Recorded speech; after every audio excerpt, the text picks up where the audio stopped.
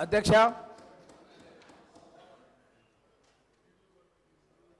Budget పైన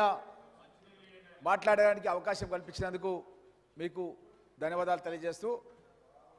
గౌరవ ముఖ్యమంత్రి రేవంత్ రెడ్డి గారు మన తెలంగాణ రాష్ట్రం లోపల ఎన్నో కష్టాలు, ఎన్నో ఇబ్బందులు, బానిస సంఖ్యల నుంచి జైల్లోకి కూడా ఈ యొక్క బీఆర్ఎస్ నాయకులు హరీష్ రావు గారు మాట్లాడుతున్నారు. మా నాయకుడిని జైల్లో పెడితే కూడా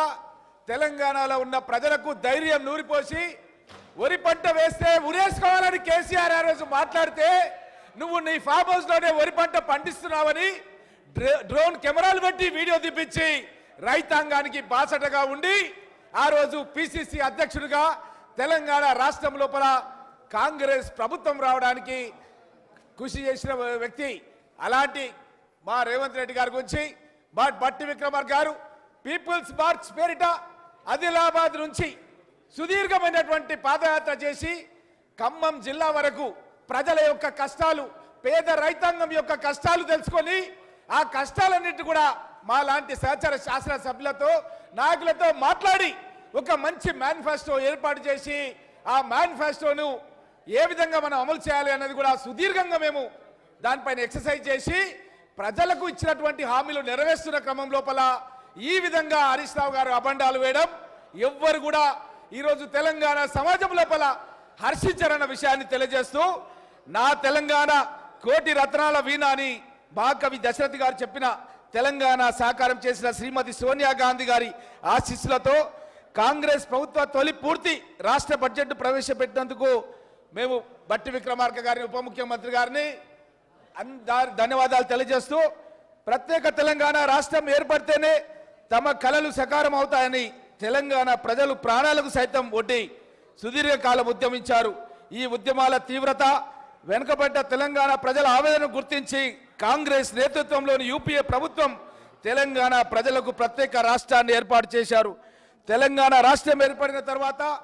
గత దశాబ్ద కాలంలో రాష్ట్ర పురోభివృద్ధి ఆశించిన మేరకు జరగలేదు. తెలంగాణ రాష్ట్రాన్ని బంగారు తెలంగాణ మారుస్తామని వట్టి ఉత్తర కుమార ప్రగల్భాలు పలికినటువంటి గత ప్రభుత్వ పాలకులు అన్ని రంగాల్లో పూర్తిగా వైఫల్యం చెందారు. పురోభివృద్ధి అటుంచి రాష్ట్ర ప్రజల సంక్షేమం సన్నగిల్లింది, అభివృద్ధి అంటగంటింది, రాష్ట్రం అప్పుల పాలైంది. అదేవిధంగా ఇలాంటి పరిస్థితుల లోపల మా ఉప ముఖ్యమంత్రి బట్టి విక్రమార్క గారు ప్రజల యొక్క కష్టాలు తెలుసుకొని ఒక మంచి బడ్జెట్ని, మొత్తం బడ్జెట్ 2,91,155 కోట్ల రూపాయలతో, రెవెన్యూ వ్యయం 2,20,954 కోట్లు, మూలధన వ్యయం 33,487 కోట్లు. ఈ విధంగా బడ్జెట్ని పెద్ద ఎత్తున నిధులను సమీకరణ చేసుకోవడానికి ఎంతో ఆలోచనతో, ఎంతో ఆవేదనతో పేద ప్రజల గురించి తను పొందుపరచడం జరిగింది. దీంట్లో ఆర్ఎన్బి శాఖకు 5,730 కోట్లు, హోంశాఖకు 9,564 కోట్లు, విద్యారంగానికి 21,231 కోట్లు, నీటిపారుదల శాఖకు 22,300 కోట్లు, స్త్రీ శిశు సంక్షేమానికి ఈ బడ్జెట్లో 2,736 కోట్లు, ఐటీ రంగానికి 774 కోట్లు, విద్యుత్ రంగానికి 16,410 కోట్లు, వైద్య రంగానికి 11,468 కోట్లు, బీసీ వెల్ఫేర్కి 9,200 కోట్లు, వైద్య ఆరోగ్య శాఖకు 11,468 కోట్లు, మైనార్టీ సంక్షేమానికి 3,003 కోట్లు, ఎస్సీ సంక్షేమానికి 33,124 కోట్లు, ఎస్టీ సంక్షేమానికి 17,056 కోట్లు, రీజనల్ రింగ్ రోడ్డుకు 15,025 కోట్లు, మూసి ప్రక్షాళన కోసం 1,500 కోట్లు, మెట్రో వాటర్ వర్క్స్కి 3,385 కోట్లు, హైడ్రా ఆర్గనైజేషన్ ఏర్పాటు చేసి 200 కోట్లు, విమానాశ్రయం మెట్రోకు 100 కోట్లు, ఔటర్ రింగ్ రోడ్కు 200 కోట్లు, హైదరాబాద్ మెట్రో రైల్ ప్రాజెక్టుకు 500 కోట్లు, ఓల్డ్ సిటీ మెట్రోకు 500 కోట్లు,